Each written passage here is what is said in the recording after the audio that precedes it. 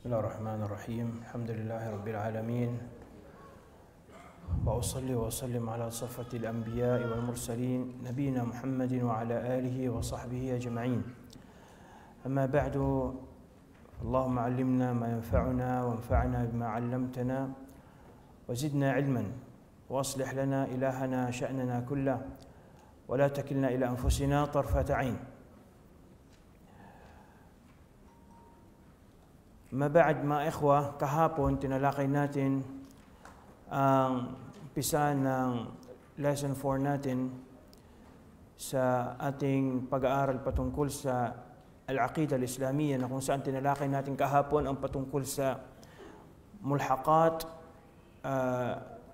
mabahith fil aqida, o yung mga usul al-mu'taqadat al-islamiyya, yung mga pangunahing pinaniniwalaan sa Islam maliban pa sa 6 na haligi ng iman, ng pananampalataya. Dahil maliban sa 6 na haligi ng pananampalataya ay meron pang mga kailangang paniwalaan ang sino mang Muslim, na hindi siya magiging ganap na Muslim kung hindi niya isa sa buhay o bago yan panampalatayaan at isa puso ang mga bagay nito. Kabilang doon ang mga masail o mga usapin patungkol sa iman, na yun ang tinalakay natin kahapon. Talakay natin ang kahulugan ng iman, ganon din yung mga grupo na naligaw sa babal iman. Sa usapin patungkol sa iman, tinalakay natin ang wa'idiyah, ganon din ang mga murji'ah. At ngayon, bi'idhnillahi ta'ala, pag-uusapan natin ng iilan pa sa mga usul al-i'tiqad na pangunahing pinaniniwalaan ng Ahlus Sunnah wal Jama'ah. At kabilang sa mga usul ng Ahlus Sunnah wal Jama'ah ang mga usapin patungkol sa al-wala'u wal bara'. Wala al-bara', kung isummarize natin ito ang patungkol sa loyalty ng isang tao sa kanyang relihiyon. Loyalty ng tao sa Islam. Pag pumasok ka sa isang grupo, sa isang organisasyon, at wala kang loyalty, di ka makakapasa. Papasok ka sa isang school, sa isang kumpanya, sa isang construction site, wala kang loyalty. Ha?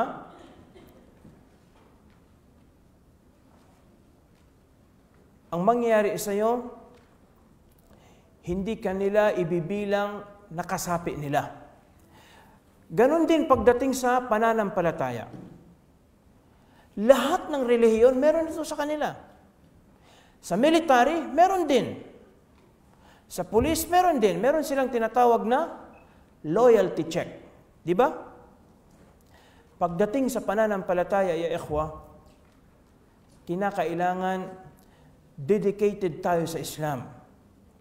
Dapat ang loyalty natin sa Islam ay dapat mangingibabaw sa lahat ng loyalty.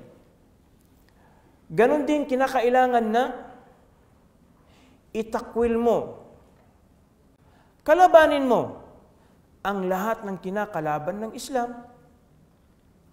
Imagine ninyo, kung ang kawani ng PNP, ng AFP ay kasabot ng China. Ano palagay ninyo sa mga opisyal na ganon? Ha? Mabuting opisyal o mga pasaway na opisyal? Kung meron kayong makitang isang empleyado na pinapasahuran ng isang kumpanya, pagkatapos doon nagsiservisyo sa ibang kumpanya, o di kaya sinisiraan niya ang kumpanya niya, sa palagay ninyo, matatanggap niyo yung taong ganun? Pagdating sa pananampalataya, ya ikhwa, kailangan malayo tayo sa pagiging hipokrito. Malayo tayo sa pagkukunwari. Kailangan natin ang maging wagas. Kailangan natin na full dedicated tayo sa ating pananampalataya.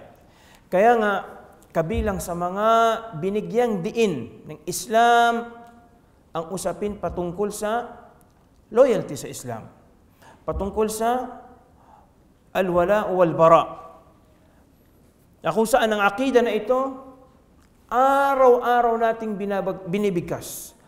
Araw-araw itong nire-remind sa atin, every time na makarinig ka ng adhan, nangangahulugan yun ng al-wala wal bara. Ano bang ibig sabihin ng la ilaha illallah?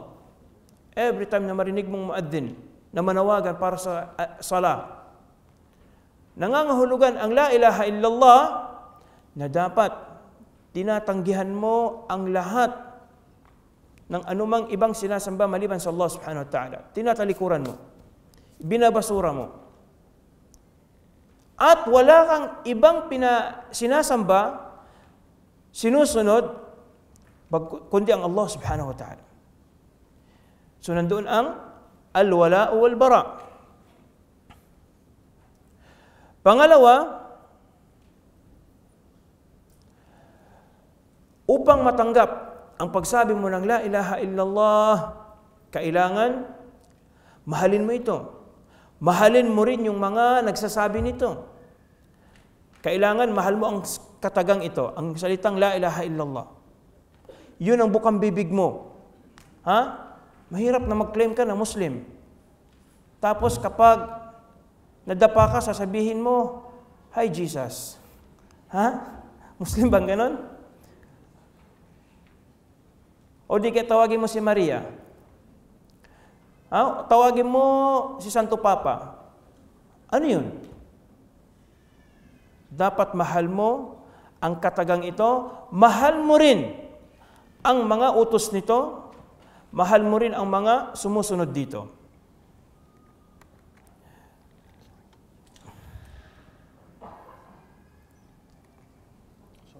Okay na. Ang wala wal bara, ulitin ko, shart, condition siya para matanggap ang pagbigkas mo ng la ilaha illallah.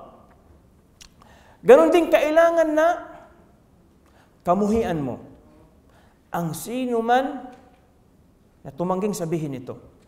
Naniniwala ka na ang la ilaha illallah haq. Si Propeta Muhammad haq. Ang Islam ay haq, makatotohanan. Kaya dapat sabihin mo, maniwala ka rin, ilagay mo sa puso mo na ang lahat ng ayaw sabihin ito ay nasa kamalian. Huwag kang ma-scam ng mga nagsasabi na lahat natin nasa katotohanan. Ikaw ang tinitingnan mo yung isang anggulo. Tama sa'yo. Tama ang sa side mo. Kasi tinitingnan mo yung nasa isang side lang. Yung sa iba, tinitingnan nila sa ibang side. Ha? Yung sa iba, nasa ibang side. Ito yung mga sinasabi ng mga trainers, kuminsan sa mga skills training, yung mga nagbibigay ng mga dawrat tadribiya, sabi nila, yung taong tumitingin sa likuran ng buntot, sabi niya, yan, buntot. Tumitingin sa harapan ng isa, sabi niya, ulo ng isda ang nakita ko. At lahat nila tama daw. At ang gusto nila, ang point nila doon, ang papaniwalain ka na lahat ng relihiyon ay makatotohanan. Samantalang, Rasul sallallahu alaihi wasallam, sinasabi niya sa dua niya, Al-jannatu haq, wan-naru haq, wad-dinu haq, wan-nabiyyuna haq. Lahat nito ay makatotohanan na ibig sabihin, walang ibang relihiyon na dapat natatanggapin ng Allah subhanahu wa ta'ala kundi ang Islam lamang. Ang point natin dito, kung gusto mo, natatanggapin siya ng Allah subhanahu wa ta'ala, ang pagsabi mo ng la ilaha illallah, dapat mahalin mo ito. Mahalin mo ang mga sumusunod dito, ganoon din, kamuhian mo, kasuklaman mo, aayawan mo, yung mga taong ayaw dito. Ganon din, Bilang kahalagahan ng al-wala wal bara, ang Rasul sallallahu alaihi wasallam pinahayag niya sa isang hadith, ito na ang pinakamatibay na kapit ng Muslim. Ito na ang pinaka matibay na magpapatunay na ikaw nga ay kabilang ka sa Islam, kabilang ka sa mga Muslimin. Sinabi ng Rasul sallallahu alaihi wasallam sa isang hadith na sahih, awthaqu 'ura al-iman al-muwalat fillah wal mu'adat fillah wal hubb fillah wal bughd fillah. Pinaka magpapatunay ng iyong pananampalataya sa Allah subhanahu wa ta'ala ay yung loyalty mo sa Allah subhanahu wa ta'ala. Mahal mo ang Allah subhanahu wa ta'ala. Wal bughd fillah, wal mu'adat fillah. Nagagalit ka for the sake ng Allah subhanahu wa ta'ala. Nagmamahal ka for the sake ng Allah subhanahu wa ta'ala. Kapag ganun, ang pinaninindigan mo sa buhay, nagmamahal ka for the sake ng Allah subhanahu wa ta'ala. Nagagalit ka, may kinasusuklaman ka, for the sake din ng Allah subhanahu wa ta'ala, ikaw ang Muslim. Yan ang nagpapatunay na isa kang loyal na tao sa Allah subhanahu wa ta'ala. Ganun din ya ikhwa, gusto mong maging kumpleto ang pagka-Muslim mo, sinabi ng Rasul sallallahu alaihi wasallam, man ahabba fillah, man ahabba lillah, wa abghadha lillah, wa a'ta lillah, wa mana'a lillah, faqad istakmala al-iman. Sino mang tao ang nagmahal siya lillah, nagalit siya lillah, namimigay siya lillah, nagkakait siya, hindi siya namimigay lillah. Kung sino man ang taong ganun, faqad istakmala al-iman, naging kumpleto ng kanyang faith, kanyang pananampalataya sa Allah subhanahu wa ta'ala. Ganon din ang Allah subhanahu wa ta'ala, Rasul sallallahu alaihi wasallam, bilang pagpapahalaga niya, pagbibigay diin niya sa aqida na ito ng al-wala wal bara. Pinahayag ng Rasul sallallahu alaihi wasallam na ito ang paraan upang mapamahal ka sa Allah subhanahu wa ta'ala. Ito ang susi para ma-recognize ka ng Allah subhanahu wa ta'ala. Sinabi ng Rasul sallallahu alaihi wasallam sa isang hadith, man ahabba fillah wa abghadha fillah wa wala fillah wa 'ada fillah fa innama tunalu wilayatullah bidhalik. Sino man ang nagmahal for the sake ng Allah, nagalit siya for the sake ng Allah,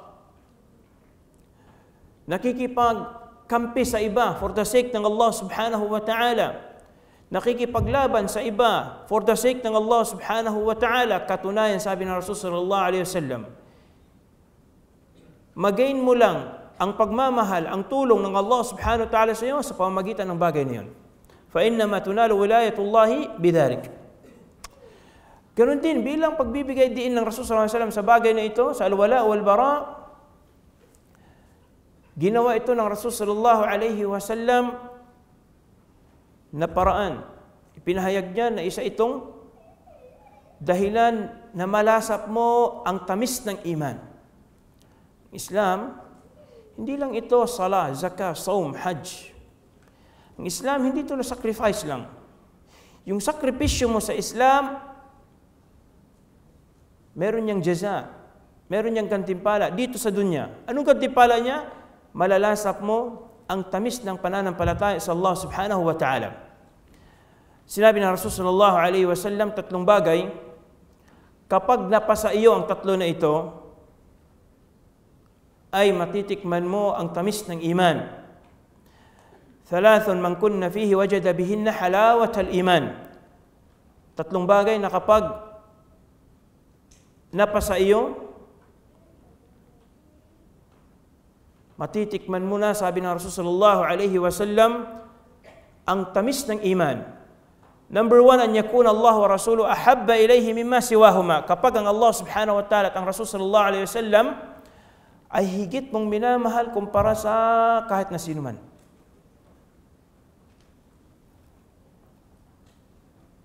At pwede mo itong implement sa buhay mo. I-try mo kapag nag-adhan na ang sala. Pagkatapos, hawak mong cellphone mo. Nag-i-scroll ka ng Facebook. Nag-i-scroll ka ng YouTube. Nung marinig mo ang adhan, tinatawag ka na magsala. Habi mo, unahin ko muna ang sala. Walang kwenta tong cellphone na ito. Tinapon mo siya. Di naman tinapon mo, sinira mo. Nilagay mo, tinabi mo lang. Doon sa moment na yun, yun ang kalugod-lugod sa Allah subhanahu wa ta'ala.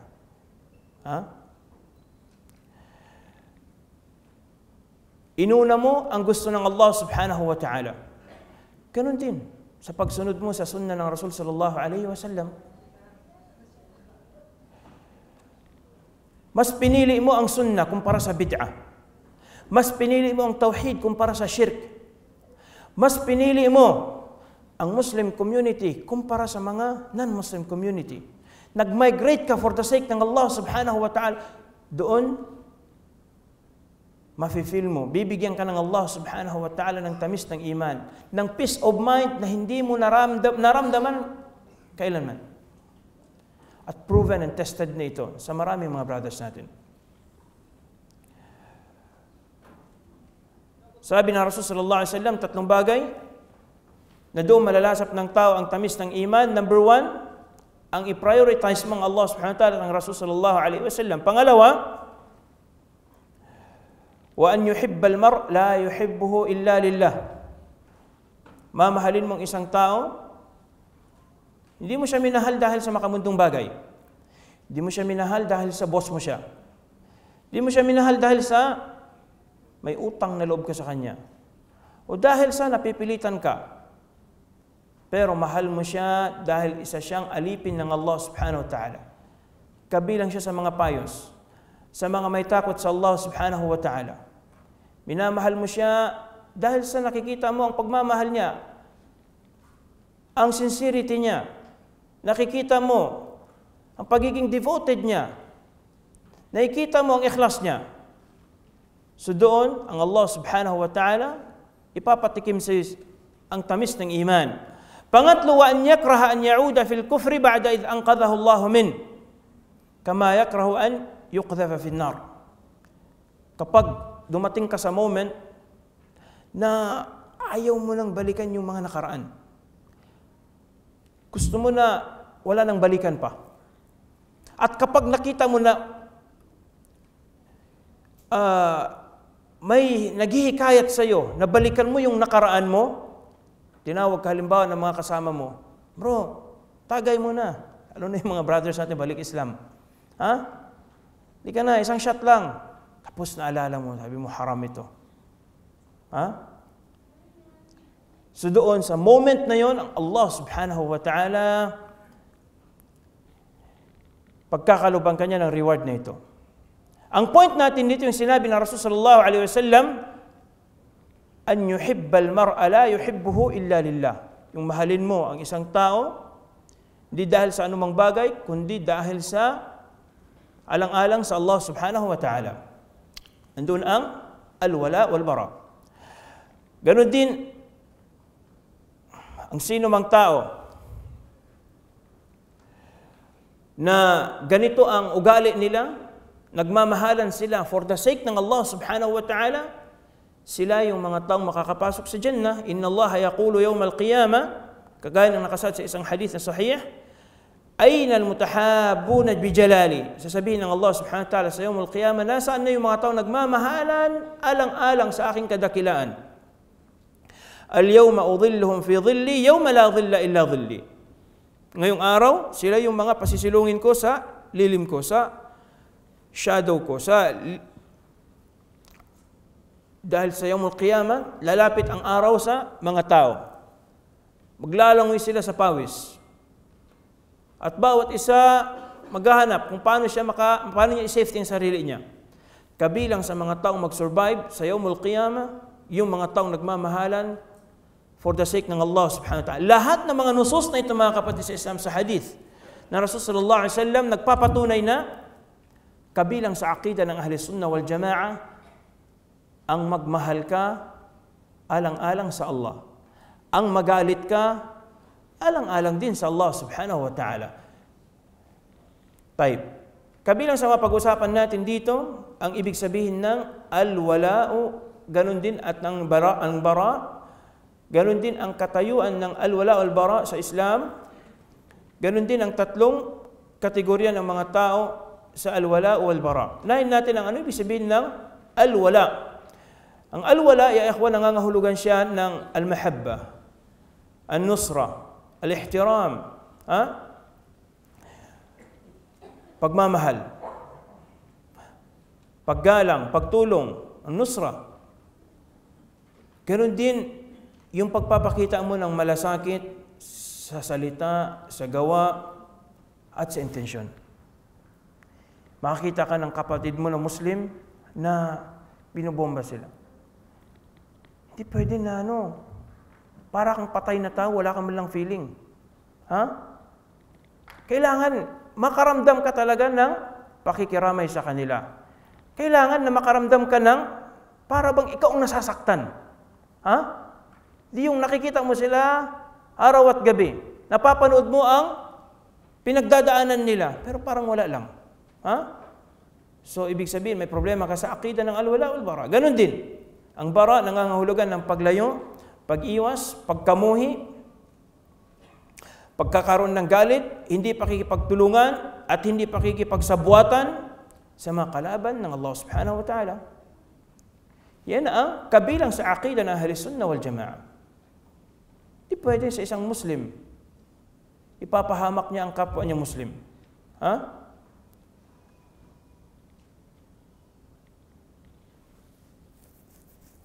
Ano yung sabi ng Rasul sallallahu alaihi wasallam? La tabaghadu, la tahasadu, wa la tabaghadu, wa la tadhalamu.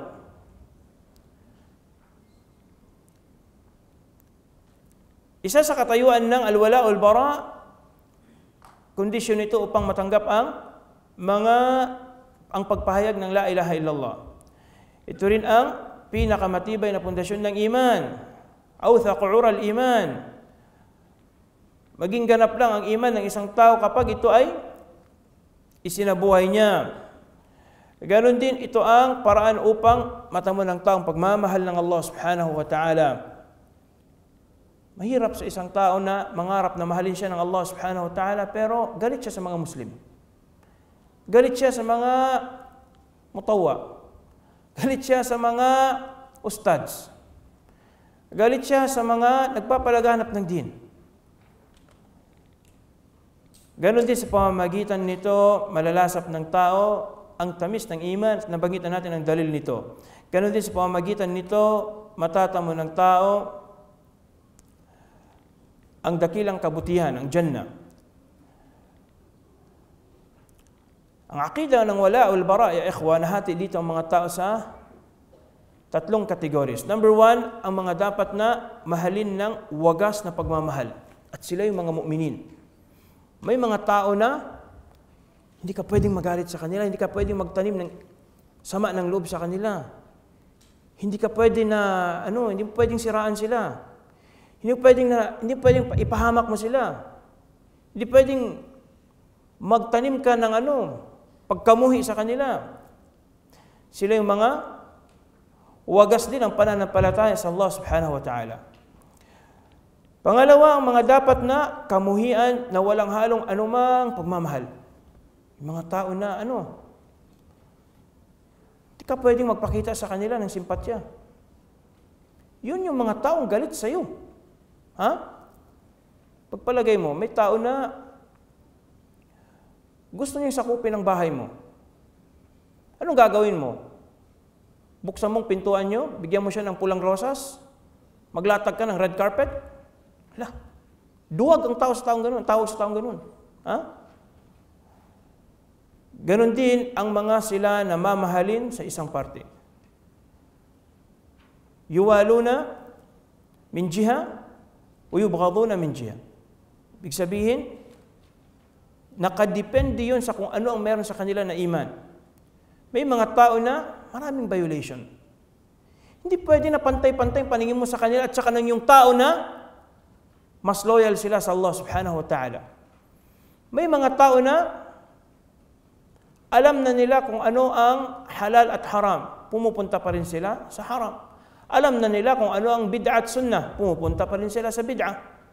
So hindi pwede na pantay-pantay ang paningin mo sa kanila. Mamahalin mo sa kanila sila kung ano ang meron sa kanila na iman.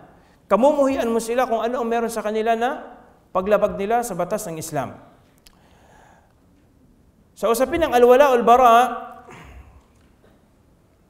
mayroon tayong mga halimbawa ng paglabag sa aqida ng al-bara. Ganon din sa aqida ng, may mga halimbawa rin tayo sa pagmamahal sa mga Muslimin. Kabilang ay akhwa sa mga halimbawa ng paglabag ng ilang mga Muslimin sa aqida ng al-bara, yung pagkamuhi, pagtangging, makipagtulungan sa mga sila na mga tumangging manampalataya sa Allah subhanahu wa ta'ala, ang paggaya sa kanila. Kagaya ka sa mga sila na mga hindi Muslim. Gayahin mo ang kanilang paraan ng pagsamba. Gayahin mo ang lifestyle nila. Pananalita nila, pananamit nila at iba pa. So ito ay nagpapatunay na mahina ka sa aqida ng wala wal bara. Ganon din ang paninirahan at pananatili sa lugar nila. Ma-technical ka dito.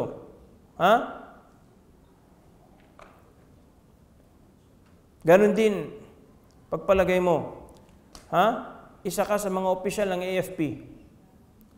Pagkatapos doon ka nakatira sa Macau, doon ka nakatira sa China. Anong masasabi sa iyo ng mga boss mo? Ng mga superior mo? Labas-pasok ka sa kanila. So, masisira talaga ang record mo. Ganon din ang pakikipagtulungan sa kanila laban sa mga Muslimin. Papadala ka ng mga report. Bibigyan, titimbrihan mo sila. Sisiraan mo sila. Gagawa-gawa ka ng issue against sa kanila. Ganon din ang pakikilahok sa mga kaarawan nila. Kung pista nila, magpista ka rin. Birthday nila, birthday ka rin. Pasko sila, Pasko ka rin. Hindi ito ugali ng Muslim.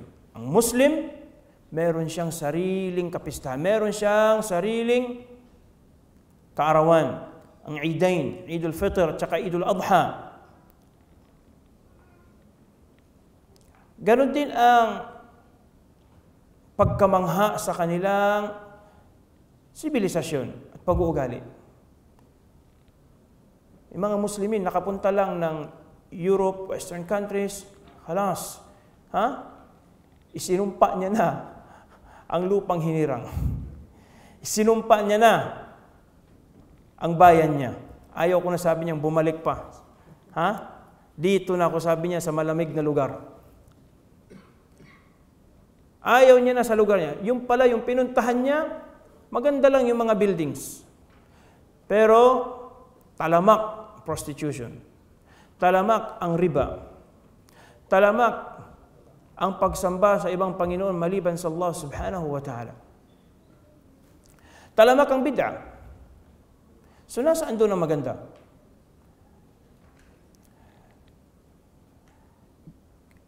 Ganon din ang paggamit ng mga pangalan nila para sa mga anak ng Muslimin. Huwag kang mamangha sa mga pangalan nila. Nakakita ka lang ng magaling na basketballista, sabihin mo, sige, ang anak ko pangalanan kong LeBron James. O di kaya si Curry. Ang Muslim may identity siya. Simula sa pangalan niya, sa pangalan pa lang malalaman mo na Muslim na siya. Sa pagmumukha pa lang malalaman mo kaagad na siya ay Muslim. May identity ang isang Muslim. Ang isang nagtatrabaho sa kumpanya, paano mo malaman na empleyado siya ng isang kumpanya?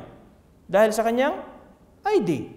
Ang military, paano malaman nakasapi siya sa isang bansa sa pamagitan ng kanilang uniforme? Ganoon din sa pananampalataya sa Allah subhanahu wa ta'ala. Kailangan Pakita mo ang identity mo. Huwag kang gumaya sa identity ng iba. Baka mapagkamalan ka. Nakasapi ka sa kanila. Ganon din ang pag-istighfar sa kanila at pagdua sa kanila ng rahmah. Di pwede sa isang Muslim na ipagdua niya yung isang namatay na hindi Muslim ng rahmah at maghfirah. Maging si Ibrahim alayhi salam, pinagbawalan ng Allah subhanahu wa ta'ala. Maging ang Rasul sallallahu alayhi wa sallam, nung nagpaalam siya na ipagdua niya ang kanyang nanay, ay ipinagbawalan din siya. Pinayagan lamang siya na bisitahin niya ang libingan ng nanay niya na namatay na hindi Muslim. Pero yung ipagdua mo sila, di pwede yun. Kasi yun lang choice nila. Namatay sila sa ganun. At ang Allah subhanahu wa ta'ala nakakaalam ng hikmah doon. Ganon din, kabilang sa mga halimbawa ng alwala, pagpapakita ng identity na ikaw talaga isang Muslim, ang paghijra tungo sa bayan ng mga Muslimin, yung manirahan ka sa lugar ng mga Muslimin. Hindi yung mag-migrate ka sa Canada, Australia, sa ano pa, ngayon, ang daming nag-a-apply papunta sa iba't ibang bansa. At kapag nandoon na, pupunitin niya yung Philippine passport. Ha? Kasi bakit? Mas gusto daw nila doon. Samantalang sa lugar niya, nandoon ang masjid. Sa tabi lang ng bahay nila, nandoon ang madrasa, nandoon ang mga kamag-anak niya, nandoon ang mga magulang niya. Ganon din ang pagtulong sa mga Muslim sa anumang kailangan nila. Isa itong pagpapakita mo na talagang loyal ka sa Islam. Kapag may pagmamalasakit ka sa mga Muslimin. Ganon din ang pagsimpatya sa kanila at pagkakatuwa sa kanilang katuwaan. Kapag may mga Muslimin na nag-success sila, nagtagumpay sila, pag nanalo sila, kapag ang mga Muslimin may nakita ka na isang successful sa pag-aaral niya, successful sa karir niya, successful sa business niya, suportahan natin siya.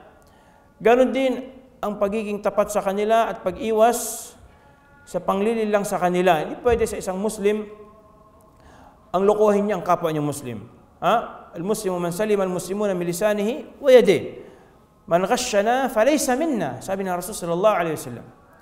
Ganon din ang paggalang sa kanila at hindi pangmamaliit sa kanila. Hindi pwede na pagtawanan mo ang kapwa Muslim. Tinatawag na sukhriya. La yaskhar qawmun min qawmin asa yakunu khayran minhum.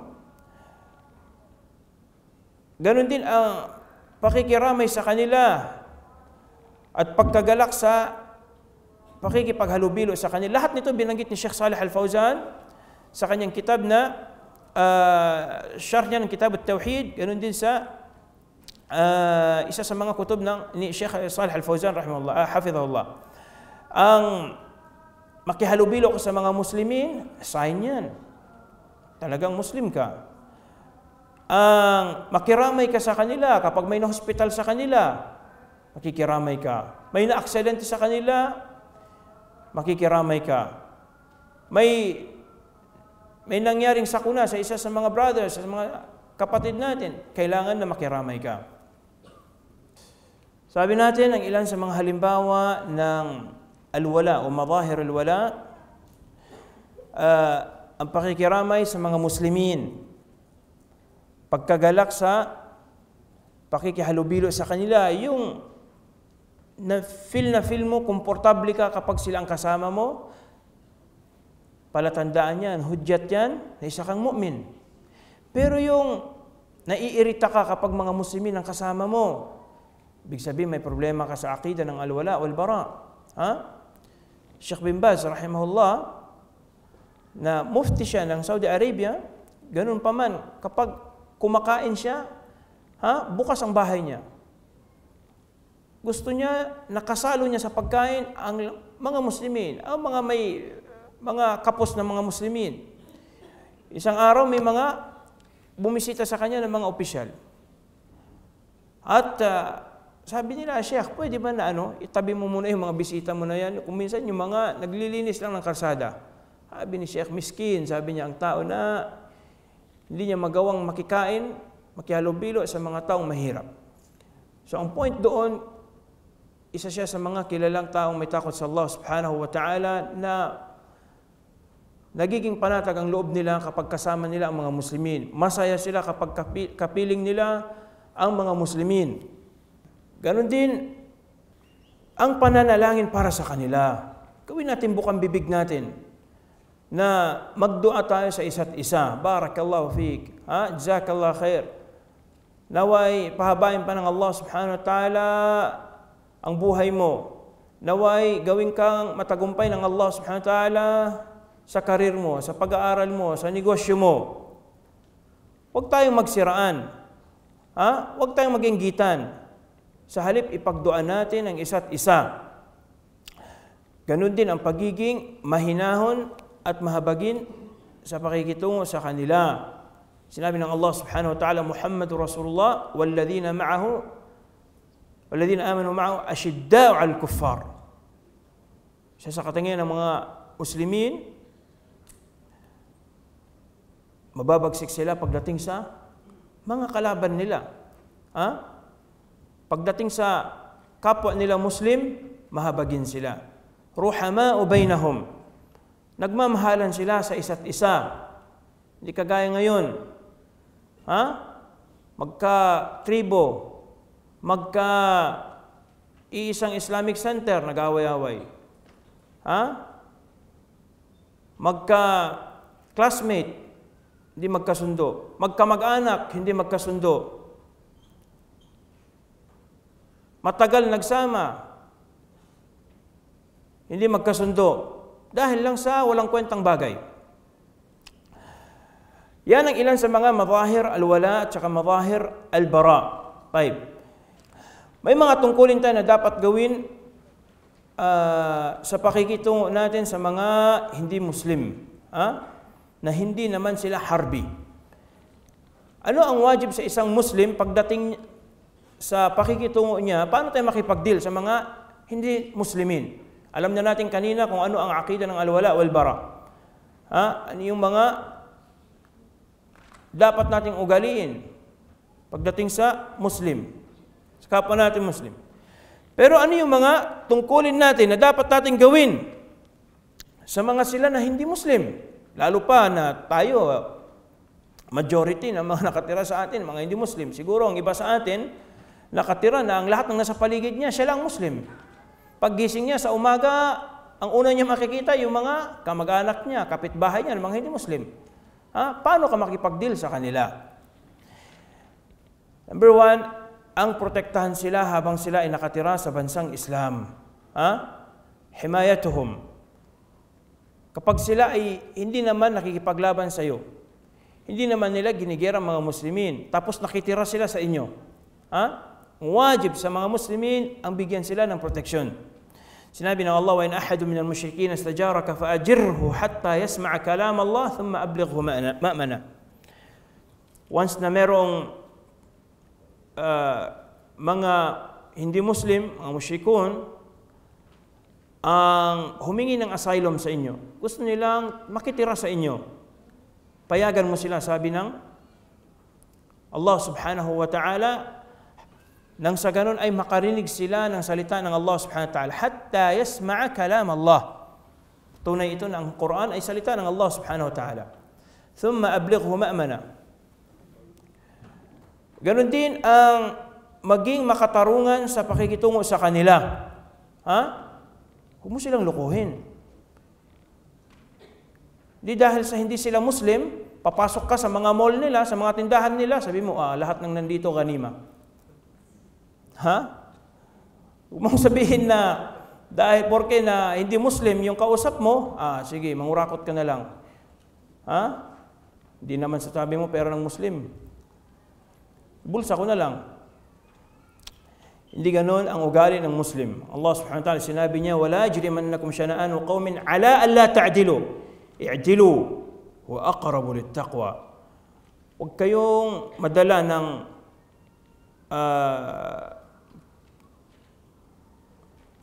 galit ninyo sa mga sila na hindi Muslim, na hindi kayo maging makatarungan sa kanila, hindi kayo maging patas sa pakikitungo nyo sa kanila. Subalit magpakatino kayo, sabi ng Allah subhanahu wa ta'ala, maging makatarungan kayo. Huwa aqrabu littaqwa, dahil yun ang higit na malapit sa taqwa, sa pagiging matakutin sa Allah subhanahu wa ta'ala. Dapat pakitunguhan natin sila with justice. Huwag kang mag-sign ng contract na hindi patas, hindi fair, kahit pa sila hindi Muslim. Huwag mong lokohin kahit pa yung taong ng loko sa'yo. Sinabi ng Rasul sallallahu alaihi wasallam, "Addil amanata ila man i'tamanak, wala takhun man khanak." Bigay mo yung right ng taong nagtiwala sa'yo. Pero huwag mong lokohin yung taong nang-scam sa'yo. In-scam ka nga, pero huwag ka rin mang-scam. Sabihin mo, biktima ako ng scammer. Sige, mangi-scam din ako. Hindi pwedeng ganun. Pangatlo, tungkulin ng mga Muslim na sila ay hikayatin tungo sa Islam. Kailangan ng da'wa. Pero paano mo sila da'wahan? Kung ikaw sarili mo, di mo isinasabuhay ang Islam. Pinakamalaking paraan ng da'wa na mahikayat mo sila sa Islam, isabuhay mo, ikaw muna sa sarili mong Islam. Pakita mo sa kanila na ikaw proud ka sa pagiging Muslim mo. Huwag mo ikahiya ang hijab. Huwag mo ikahiya ang bigote mo. Huwag mo ikahiya sa kanila ang pagsala mo sa mga public places. Ikaw mag-represent ng Islam sa kanila. Introduce mo sa kanila ang Islam. Ganon din, sinabi ng Allah subhanahu wa ta'ala, "Wal takum minkum ummatun yad'una ila al-khair." Pang-apat, ipinagbabawal na sila ay piliting yumakap sa Islam. Walang pilitan. Kasi bakit? Maliwanag ng lahat. Alam na ng lahat kung ano ang tama, ano ang mali. May pinag-aralan sila, may isipan din sila, may logic din sila. Alam na nila kung ano ang pula sa puti. Kaya huwag mo na silang pilitin. La ikraha fid din, qad tabayyana rushdu min al-ghay. Yun ang dahilan, yun ang hikmah kung bakit hindi mo na sila kailangang pilitin pa. Qad tabayyana rushdu min al-ghay. Maliwanag ng lahat. Diyan ang Quran, diyan ang Sunnah. Alam na ng lahat kung ano ang tama, ano ang mali, anong tauhid, anong shirk, anong bid'a, anong sunnah. Sino mang susunod sa iyo? Alhamdulillah. Ayaw nilang makinig, sila ang mapapahamak. Ganon din, bawal silang apihin. Di pwede na, porque hindi sila Muslim, abusuhin mo na sila. Gawin mo silang slave. Sinabi ng Rasul sallallahu alaihi wasallam, "Man qatala mu'ahidan lam yarih raihatal jannah, wa inna rihaha tujadu min masirati 40 aman." Rawal Bukhari. Ang sino man, sabi ng Rasul sallallahu alaihi wasallam, ang pinatay niya, sinadya niyang kinitil ang buhay ng isang taong mu'ahid. Yung may kasunduan ka at saka sila. Nagkaroon kayo ng kasunduan, natigil putukan, na pangangalagaan mo sila, nanilbihan sila sa iyo, nagtrabaho sila sa iyo, sa kumpanya mo, sa tindahan mo. Pagkatapos nun ay nag-trader ka. Pinatay mo sila. Ang parusa sa iyo, lam yarih raihatal jannah. Hindi mo maamoy kahit man lang amoy halimuyak ng paraiso. Ibig sabihin, hindi ka makakapasok ng paraiso. Wa inna rihaha tujadu min masirati 40 aman. At ang amoy ng paraiso, maaamoy siya 40 years pa lang na paglalakbay. Ibig sabihin, malayo ka pa, 40 years na paglalakbay, maamoy na yung halimuyak ng paraiso. At yung tao na yun, na ganun, kalaki ang kasalanan niya, hindi niya kailanman maaamoy ang halimuyak ng paraiso. Ibig sabihin, hindi siya makakapasok ng Jannah. Ganon din, bawal silang dayain. Kang mandaya. Sinabi ng Allah, "La yanhakumullahu 'anil ladina lam yuqatilukum fid din wa lam yukhrijukum min diyarikum an tabarruhum wa tuqsitu ilayhim innallaha yuhibbul muqsitin." Walang masama, sabi ng Allah subhanahu wa ta'ala, na pakitunguhan ninyo ng mabuti, ng maayos, yung mga taong hindi naman nakikipagpatayan sa inyo, hindi naman nakikipagyara sa inyo. Hindi nila kayo binabawalan na i-practice ang inyong din. Hindi nila kayo pinagbabawalan na magsuot ng hijab. Hindi nila kayo pinagbabawalan na magtawag ng adhan, na magtayo ng mga masjid, magtayo ng mga madrasa. Hindi naman nila kayo tinataboy, pinapalaya sa mga lugar ninyo. Walang masama, sabi ng subhanahu wa ta'ala, na antabarruhum, magpakita kayo ng kabaitan sa kanila, ng kabutihan. Wa tuqsitu ilayhim, walang masama na maging justice kayo, maging makatarungan kayo sa pakikipagdeal sa kanila. Inna Allah yuhibbul muqsitin, katunayan ng Allah subhanahu wa ta'ala, mahal niya ang mga taong makatarungan. Mamaya insyaAllah after ng salat, tatalakayin natin ang mga ipinahihintulot gawin ng isang Muslim sa pakikitungo niya sa mga hindi Muslim. Jazakumullah khairan, sallallahu alaihi wasallam ala nabiyina Muhammad wa ala alihi wa sahbihi ajma'in, walhamdulillahi rabbil alamin.